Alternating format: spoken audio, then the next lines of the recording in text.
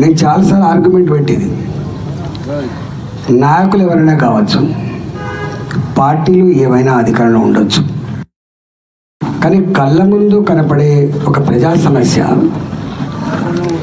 ఇది జీవోలో లేదు, ఇది జీవోలో లేదు, ఇది ప్రొవిజన్లో లేదని చెప్పేటువంటి ప్రభుత్వం అది ప్రభుత్వం కాదని నేను ఎప్పుడు ఆర్గ్యుమెంట్ పెట్టేది. జీవోలు కానీ నిర్ణయాలు కానీ దేవుడు చేయడం, మనం ఎన్నుకున్న ప్రజాప్రతినిధులు ప్రభుత్వమే ఆ జీవోలు ఆ మార్పులు చేయాలి. నేను ఒకసారి కొత్తగా ఎమ్మెల్యే అయినా ఒక ఊర్లో కరెంటు తీగలు ఎలాడుతున్నాయి, అవి ఊగినప్పుడల్లా నిప్పులు పడి గుడిసెలు కాలిపోతున్నాయి. నేను నాకు ఈ వైర్లు మార్చండి అని.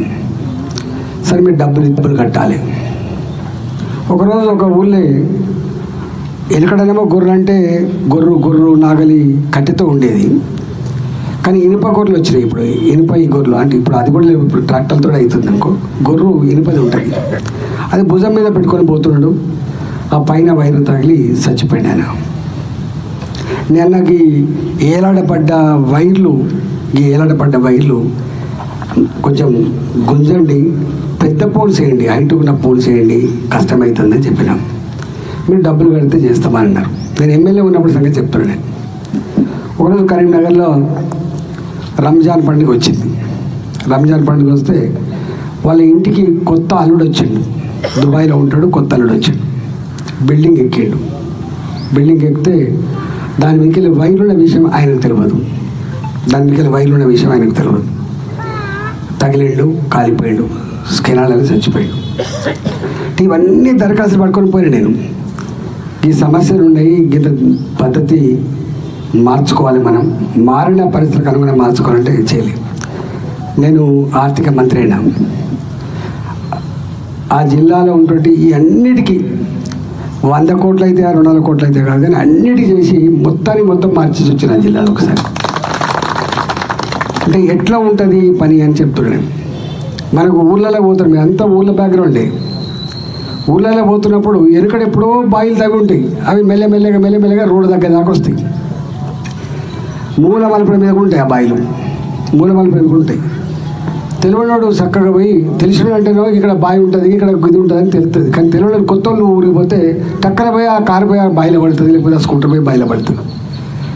కానీ గా పాత బాయిలు పూడ్చే వెసులుబాటు లేకుండా ప్రభుత్వంలో తెలంగాణ వచ్చినాక ఈ మొత్తం రాష్ట్రంలో ఎక్కడెక్కడ పాత బాయిలు ఉన్నాయో, ఈ డెడ్ కార్నర్స్ ఉన్నాయో, 100 మంది చంపుతుందో ఇవి పరిష్కారం కావాలని జీవో ఇచ్చినాం మేము.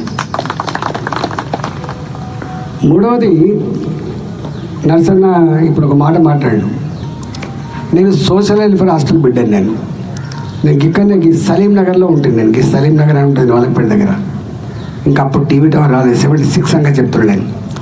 నేను కేశవ మెమోరియల్ స్టూడెంట్ని, హాస్టల్లో ఉండే పిల్లగాడు. నేను మాకు అన్నం కటోరతో కొలిసిపెట్టోడు.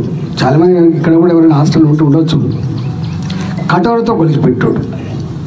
ఆ బువ్వల తెల్ల పురుగులు, రాళ్ళు రాళ్ళని ఏరేసుకొని పురుగులు ఏరేసుకొని ఆ నీళ్ళ చారుతో మేము తింటుంటాం.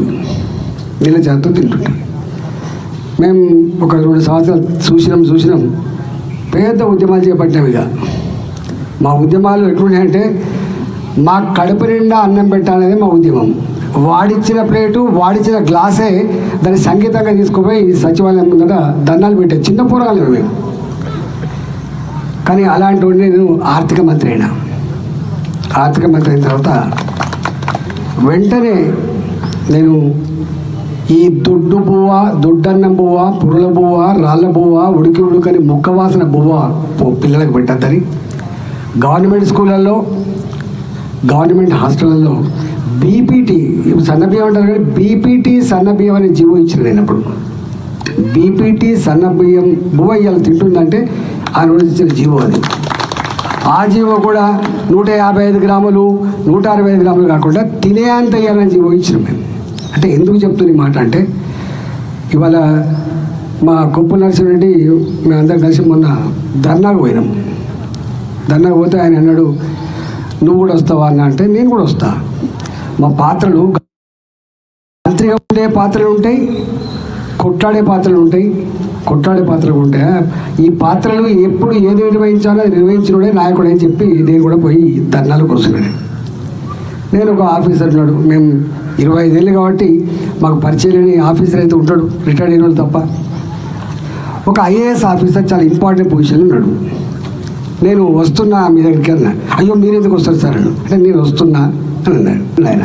అంటే ఆయన నేను ఆర్థిక మంత్రి ఉన్నప్పుడు రాత్రి 12 గంటలు 1 గంట దాకా కూర్చొని ఏ సమస్యలు అంటే ఆ సమస్యలు టక్కడక్క 24 అవర్స్ జీవోలు ఇచ్చుకున్న వాళ్ళం కాబట్టి మీరు కూడా ఎందుకు చెప్తున్నా అంటే ఇవాళ బాధ అనిపించే అంశం 118.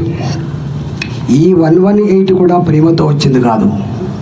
ఈ 118 వెనుక ఒక మునుగోడు ఎన్నిక కుట్ర ఉన్నది. అది కుట్రలు బాగా వచ్చింది. అందుకని నేను చాలాసార్లు చెప్తుంటా, పాలకులు అనేవాళ్ళు అప్పుడప్పుడు ప్రజల మీద ప్రేమతో కంటే కూడా 118 జీవో రాయితే మీ మీద ప్రేమతో